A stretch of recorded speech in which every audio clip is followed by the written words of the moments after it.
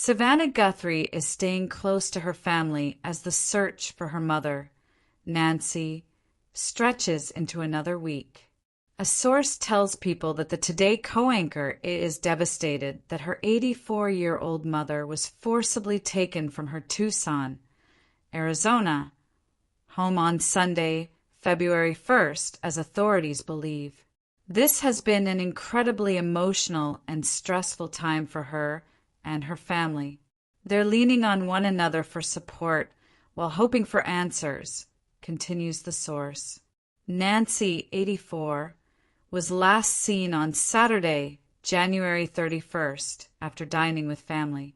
She was reported missing the following morning when she did not join friends to attend a virtual church service. Savannah, 54, traveled to Arizona after learning of her mother's disappearance and has absent from NBC's Today for more than 2 weeks. The veteran journalist grew up in Tucson with her parents, Charles and Nancy, alongside her brother Cameron and sister Annie. Nancy's potential kidnapper or kidnappers have sent alleged ransom notes tied to Nancy's disappearance to several media outlets. Savannah and her siblings have publicly pleaded for their mother's safe return. On Saturday, February 7th, Savannah and her siblings shared an emotional video on Instagram, pleading for their mother's safe return. "We will pay," they said. Days later, on Thursday, February 12th, Guthrie posted a childhood video of her mother. "Our lovely mom," she wrote alongside the clip. "We will never give up on her."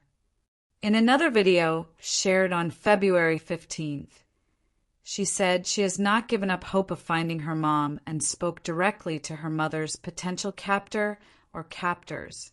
"I wanted to say to whoever has her or knows where she is that it's never too late," she said, urging anyone with information to come forward. Sources previously told People that Savannah and her mother have always shared a close bond. Savannah and her mom are obsessed with each other. One insider previously told People, "Her mom is her world." Nancy beams whenever she talks about Savannah. In her absence, Hoda Kotb has co-anchored Today for a second week, stepping away from plans to cover the Olympics for NBC from Italy, while Craig Melvin adjusted his schedule to remain stateside. On Monday, February 16th, Pima County Sheriff Chris Nanos officially announced the Guthrie family members were cleared as suspects in the case. To be clear, the Guthrie family, to include all siblings and spouses, has been cleared as possible suspects, he said in a statement. The family has been nothing but cooperative and gracious and are victims in this case. The FBI is now offering a $100,000 reward for information leading to Nancy's recovery or an arrest in the case. Anyone with information about Nancy Guthrie's disappearance is asked to please contact 1-800-CALL FBI 1-800-225-5324 or the Pima County Sheriff's Department 520-351-4900. Savannah had never thought of her childhood home as a place where time could be stolen.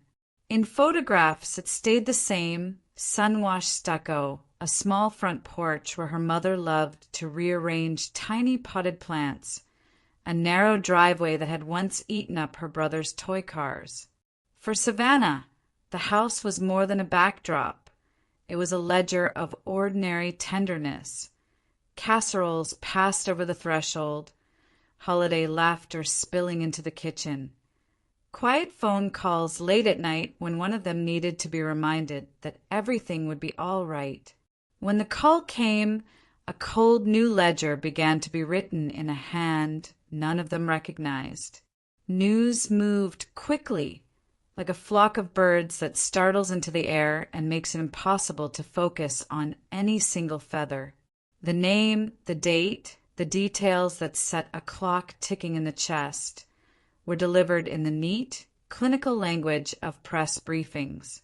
An elderly woman, last seen after dinner with family, reported missing the following morning. Law enforcement said they believed she had been taken against her will. Savannah, who had led a handful of morning shows and navigated the intimate chores of live television for years, felt overwhelmed by something she could not put on a teleprompter or rehearse into comprehension.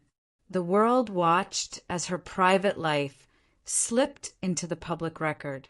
There are moments when grief arrives as a roar and moments when it is a thin, merciless kind of silence. For Savannah and her siblings, the first week was mostly silence. Layers of it. They gathered at the house in Tucson, moving through the rooms like people tracing a map, careful not to erase footprints a search team might need. They sat together on the couch and let the hum of a television narrate other people's tragedies as if distance could somehow make the news about someone else. When they spoke, their words were small and precise. Have we checked the pacemaker's signal? Who saw her last? Did anyone else come by? Practical questions were the scaffolding that allowed them to breathe. The family leaned on one another in ways that had nothing to do with cameras or columns, in quiet phone calls, whispered updates, meals left on the counter because who had the appetite to cook?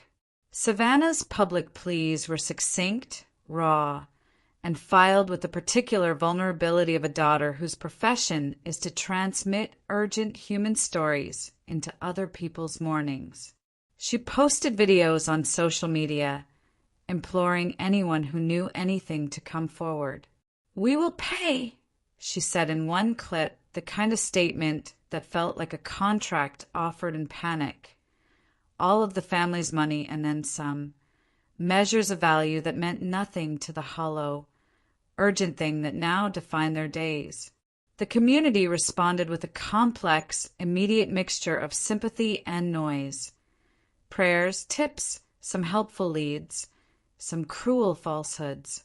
A reward was announced by the FBI in hopes that financial incentive would unlock a key piece of information.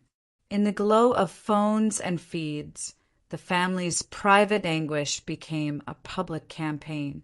The police did what police do. They followed threads. They analyzed footage from a porch camera that showed a masked person moving with determined steps. They found gloves a couple of miles from the home that matched those seen on the footage. DNA from those gloves was sent to databases, and for a stretch there was a dangerous, fragile hope that the science could trace the unknown to a face. When the DNA returned no matches in the national system, it felt like the room had lost a light. Investigators widened their toolkit, considering the pacemaker signals, the possibility of genetic genealogy, a massive intake of public tips that had made call centers hum around the clock. The family sat with each update, taking news that might have been meant to reassure and turning it over like a stone. Sometimes the rock had a fossil, sometimes it was blank. There is a strange theater to being a family at the center of a headline. Cameras wait on driveways, not for you, but for the arc of your sorrow. Reporters knock, and neighbors are asked to narrate what was always, until that morning, private. Savannah and her siblings managed media in fits and starts, sometimes stepping back so investigators could work, sometimes releasing videos because they needed to reach someone who might have passed by the house at night and thought nothing of it. They shared childhood clips of their mother laughing, the sort of footage that rewrites a stranger's image into a particular living person. That was one of their small resistances, to make sure Nancy remained Nancy to the world, not merely a file labeled missing. The videos were an insistence on identity, a stubborn refusal to let anonymity take hold. Throughout it all, the family found themselves inhabiting parallel worlds, the intimate ones of grief and the procedural ones of the investigation. There were moments of familial tenderness that felt both ordinary and sacramental. At night, one of them might bring in a tray of coffee and toast. Someone else might stay up on a hard chair, scanning maps and timelines on their phone. They argued not about blame, but about logistics, who would sleep near the front door, who would coordinate with the sheriff's office, who would answer calls when leads came in at odd hours. Those arguments were not savage.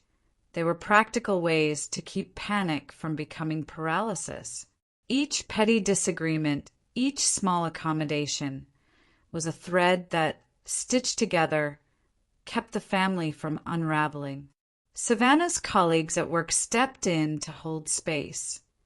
Anchors adjusted schedules, co-hosts filled in on the show, and a circle of professionals with whom Savannah had shared countless coffee breaks and commercial reads gathered in the only way television people know how, by rearranging calendars, taping goodwill into the empty spaces of a morning lineup. Their gestures were not merely professional. They were another form of community, a living reminder that public roles could bend toward private compassion.